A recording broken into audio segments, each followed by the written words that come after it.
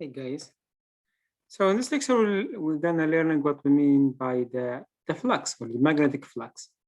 So to introduce this concept, let's imagine we have a van and we have a loop, and the van pull up the air that rotate that loop. And the rotation is dependent about the amount of the air hit the loop. So if I tip the loop in certain angles, the speed of the rotations will be decreased. So here is another view from a side. If I tip so when I have my loop is located in the perpendiculars here, all the air will be hit that one. So that's the maximum line can hit the loops and they rotate. And if I tip the loop for certain angle, some of the air's line will be away from the rotation. So that's the same concept that what we mean by flux. So the flux basically amount of the thing goes through the area. So that's the flux. So our interesting here, we're talking about the magnetic field and the flux. So here is we're talking about the magnetic flux. And the magnetic flux here in that case, it's depends. We have the flow of the air just represent of the flow of magnetic field. And the loops here, we have similar loop, which means it's conductors. So now here's the relations between how to calculate the flux, and the flux given the letter phi, and it's dependent about the area of the conductors multiplied by the magnetic field multiplied by cosine theta. So let's talk about the theta right now, and we're gonna go later how to identify the angle theta. Now, as the unit, as the SI unit has a unit we call it Weber, and if you want to how to represent the 1 Weber by the SI unit, just think about it for a second. Okay, so it's basically writing that as a 1 times by the air will be meter square times the magnetic field Tesla. So 1 Weber equal 1 meter square Tesla. Now go back for the angle, how to identify theta as an angle. It has a one single definition, so you keep it in your mind. It is the angle between axis of the loop and magnetic field. And the axis of the loop is basically is the center of the loop. So here's the center of the loop. The axis of the loop, basically that's the axis of the loop. And the definition is the angle between, this is the axis of the loop and magnetic field. So right now here is the equal 0. So cosine 0, here is the 1. That's what we call it, is the maximum band. Now, if we tip our conductors in the magnetic field with certain angles, all the time we need to identify. So the first step, you want to identify the axis of the loop. Then you need to find what the angle between that axis and the magnetic field. That's the difference. So here is some example here to calculate and identify the magnetic flux and the angle of the flux. Here's the first example. So we have the loop and locating the magnetic field with the direction point to the right, and we have the radius 15 centimeters, and we have magnetic field 0.4 Tesla, and you ask you to identify the magnetic or what is the magnetic flux through the loop. So basically what we have, the formula that we just learning is dependent about the area times magnetic field times cosine theta. So the area of what we have pi r square times magnetic field we already given times cosine theta.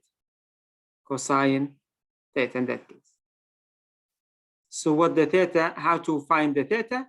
Let's see how we find the theta right now. So the first step, I need to draw the axis of the loop. So the axis of the loop is the center of the loop, and here is the axis of the loop. The angle of the theta is angle between magnetic field and the axis of the loop, which is 0. So now we have theta equals 0. So we have all the information that we need. Pi times 0.15 meters square times beta 0.4 Tesla and times cosine 0 degree. So if we calculate this value here, we will find 0.028 meter square Tesla, or you can type it as 2.8 power to the minus 2 Weber.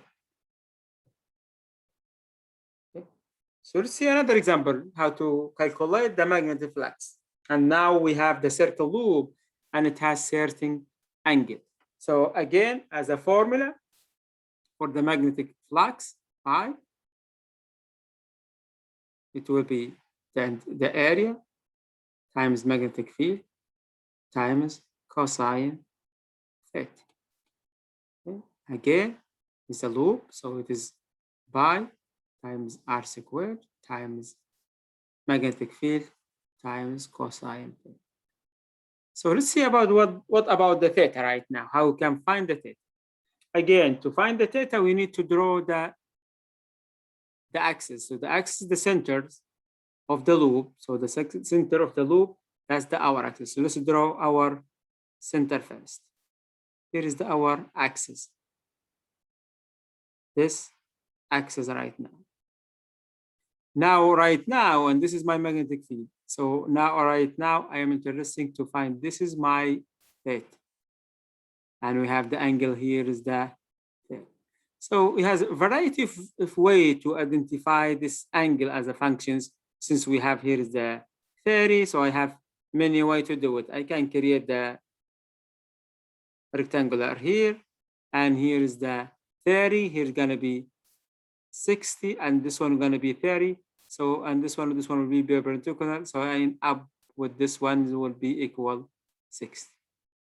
So there's a variety of method to identify this angle, which is basically very easy to find. Another way to do it, you can create this one here, and this one will be 60, and this one will be 60 as well. So now I have the angle my theta, I have the all informations. Here is the pi times 0.15 meters square and times 0.4 Tesla times cosine 60 degree. So if you calculate this one, you will find the number is 1.4 power to the minus 2 Weber. And what about the directions? Usually the flux, it has the same direction of magnetic field. So here for the directions, it is to the right. The same direction of magnetic. So let's see another example here. We have the magnetic field going to the left, and we have the loop located in that path. It's created the 30-degree angle.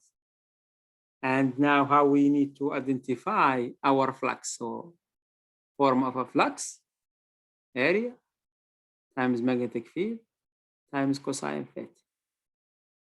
Again, so the only part here is we need to spend the time in it. It is how to identify the angle. So identify the angle, it's come with the steps. You have to draw your axis of the rotation. So the axis of the rotation in that case, here is our axis of the rotations. And based on the angle of the axis of the rotations, we are looking for the angle between the axis of the rotation and magnetic field. So this is our angle that we are talking about. This is the angle we are talking about. Is this the same thing as angle here? Okay, that's the only definition, magnetic field and the axis. Here is my axis. That's the first step you have to find it first. Once you find it here, so you can find the angle. We have here is the 30. And here's the perpendicular. This one gonna be 60 and 60. Which one? This one will be 60 as well. So if you wanna, this is my way. You can find another method to find that angle. 60 here, 60 here. So you find the theta will be 60 as well. So now I just plug my number to my formula. Here is the pi times r, the same number than in the previous example, meter square times 0.4 Tesla times cosine 60 degree. So if you plug this number here in your calculations, you'll find 1.4